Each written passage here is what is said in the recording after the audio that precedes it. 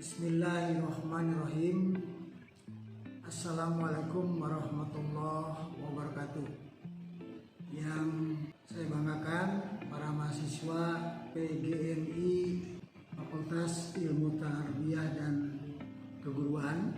Alhamdulillah hari ini kita mengawali kuliah pada mata kuliah Pendidikan Pancasila dan Kewarganegaraan. Sebelumnya perlu disampaikan pengantar bagaimana memahami pendidikan Pancasila dan kewarganegaraan di perguruan tinggi. Dalam konteks PKN memang perlu integrasi dengan nilai-nilai agama. Karena itu salah satu konsep yang diintegrasikan dalam konteks ini adalah Aku Cinta Al-Quran atau disingkat ACA. Mari setiap mahasiswa itu perlu habituasi literasi Al-Quran seperti yang disebut Bismillahirrahmanirrahim. Hal ataka hadisul ghasyiyah wujuhu yawma idzin khasyiyah amilatun nasibah tasla naron hamiyah tusqa min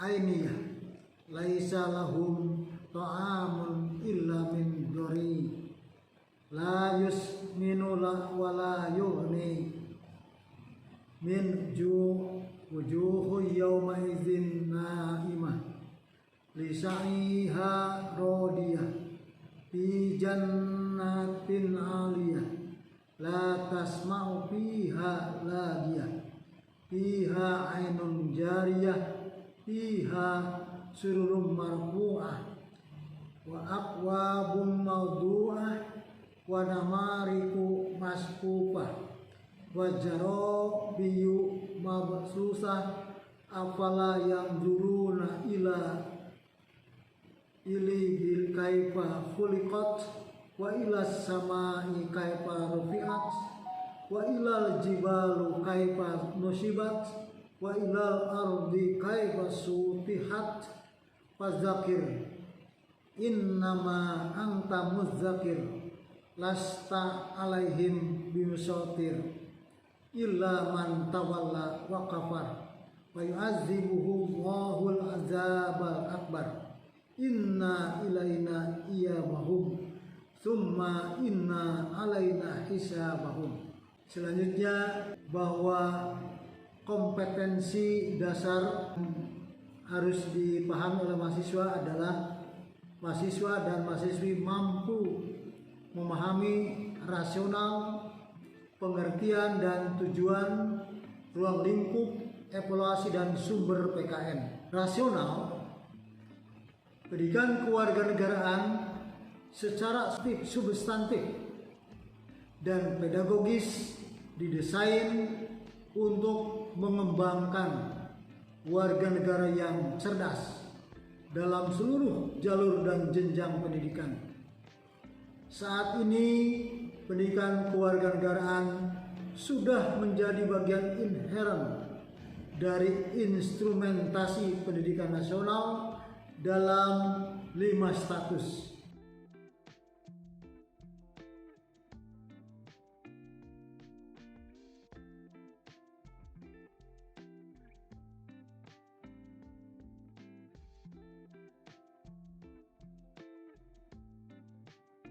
Untuk membantu mahasiswa memantapkan kepribadiannya agar secara konsisten mampu mewujudkan nilai-nilai dasar keagamaan dan kebudayaan dan rasa kebangsaan dan cinta tanah air sepanjang hayat dalam menguasai, menerapkan dan mengembangkan serta kesadaran berbangsa dan bernegara dan menerapkan ilmu pengetahuan, teknologi dan seni yang dimilikinya dengan rasa tanggung jawab.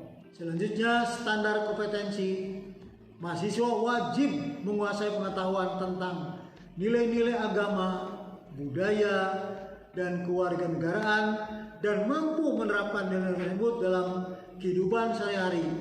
Memiliki kepribadian yang mantap, berpikir kritis, bersikap rasional, etis, estetis, dan dinamis. berpandangan luas, dan bersikap demokratis yang berkeadaban. Selanjutnya, kompetensi dasar pendidikan kewarganegaraan adalah untuk menjadi ilmuwan dan profesional yang memiliki rasa kebangsaan dan cinta tanah air. Demokrasi yang berkeadaban menjadi warga negara yang memiliki daya saing, berdisiplin, dan berpartisipasi aktif dalam membangun kehidupan yang damai berdasarkan sistem nilai Pancasila. Tujuan pendidikan kewarganegaraan di perguruan tinggi adalah satu, memantapkan kepribadiannya yang sebagai manusia seutuhnya. Kedua, mampu mewujudkan nilai-nilai dasar keagamaan dan kebudayaan. Ketiga, menguasai dan menerapkan iptek dan seni yang dimilikinya dengan rasa tanggung jawab. Kelima, memiliki kepribadian yang mantap. Selanjutnya, berpikir kritis, berpikir rasional, etis, estetis, dan dinamis, berpandangan luas, bersikap demokratis dan berkeadaban, menjadi ilmuwan yang profesional, yang memiliki rasa kebangsaan dan cinta tanah air, menjadi warga negara yang memiliki daya saing, berdisiplin, dan berpartisipasi aktif dalam membangun kehidupan damai berdasarkan sistem nilai Pancasila. Selanjutnya, memahami dan melaksanakan hak dan kewajiban secara santun, jujur, dan demokratis secara ikhlas sebagai warga negara terdidik dalam kehidupan bernegara yang bertanggung jawab. Yang terakhir adalah mahasiswa yang mampu memupuk sikap dan perilaku yang sesuai dengan nilai-nilai kejuangan serta patriotisme. Substansi pendidikan kewarganegaraan di perguruan tinggi adalah: pertama, visi, misi, dan komposisi PKN. Kedua, bela negara. Tiga, ruang lingkup materi evaluasi dan sumber PKN. Bela negara dalam konteks pendidikan kewarganegaraan.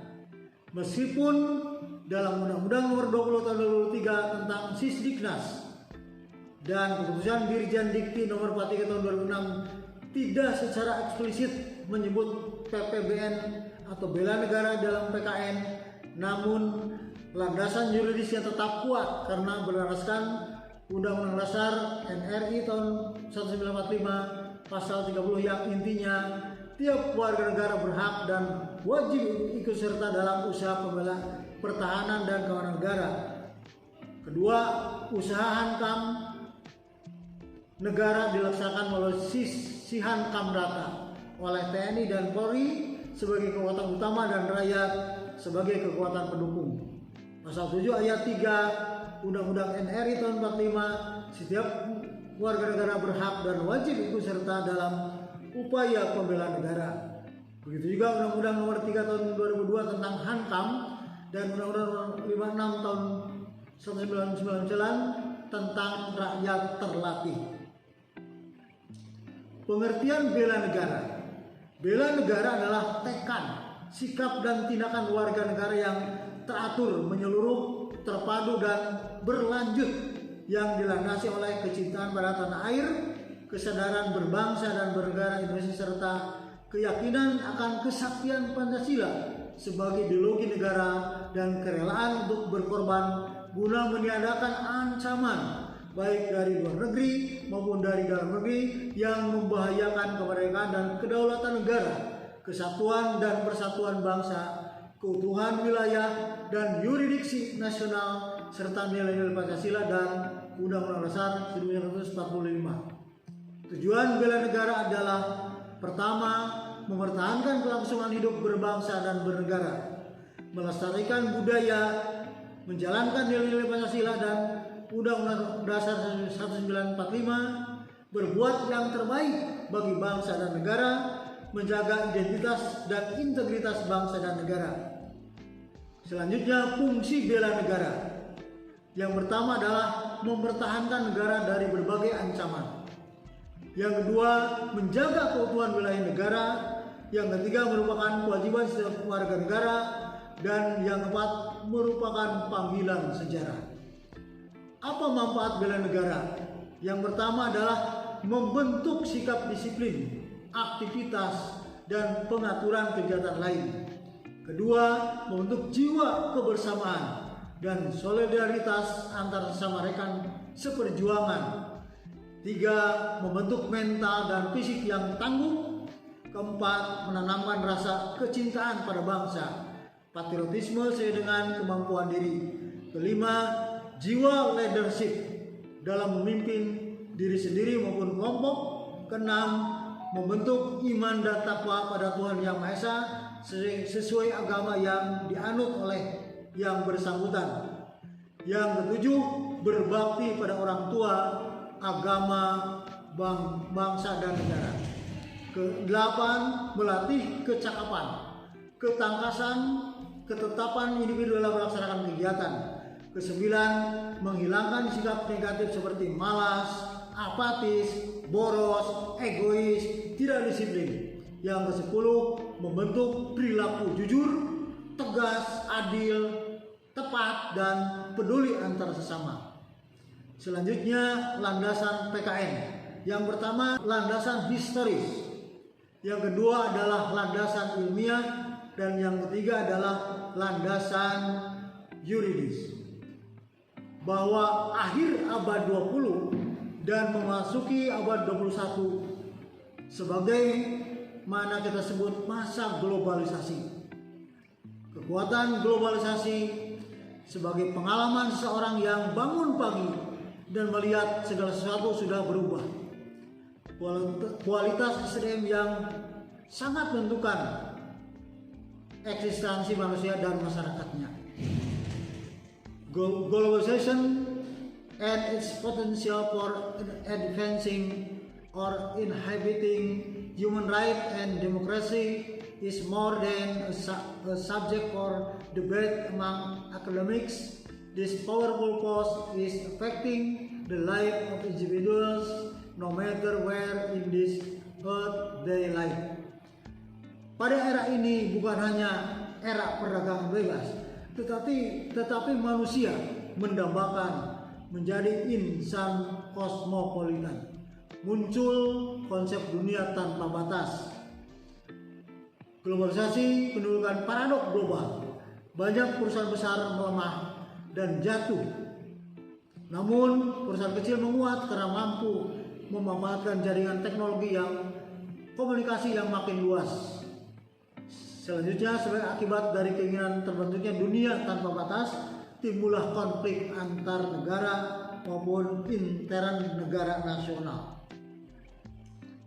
Sejak Indonesia menghadapi krisis moneter pada pertengahan 1997 yang meluas pada krisis politik dan budaya yang menyentuh pada segenap sendi kehidupan bangsa.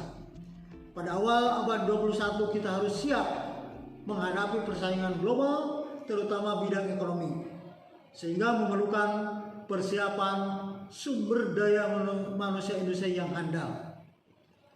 Jadi dengan globalisasi ini terdapat 6 kecenderungan perubahan mendasar yang terjadi sebagai dampak gelombang globalisasi. Yang pertama, berlangsungnya revolusi digital yang semakin luar biasa yang mengubah sendi-sendi kehidupan, kebudayaan, peradaban, dan kemasyarakatan termasuk pendidikan. Terjadinya integrasi belahan-belahan dunia yang semakin intensif akibat internalisasi, globalisasi, hubungan-hubungan multilateral, teknologi komunikasi, dan teknologi transportasi. Berlangsungnya pendataran dunia atau the world is flat sebagai akibat berbagai perubahan mendasar pada dimensi kehidupan manusia, terutama akibat mengglobalnya negara, korporasi, dan individu. Sangat cepat perubahan dunia yang mengakibatkan dunia tampak berlari tunggang langgang. Ruang tampak menyempit, waktu terasa ringkas, dan keusangan segala sesuatu cepat terjadi.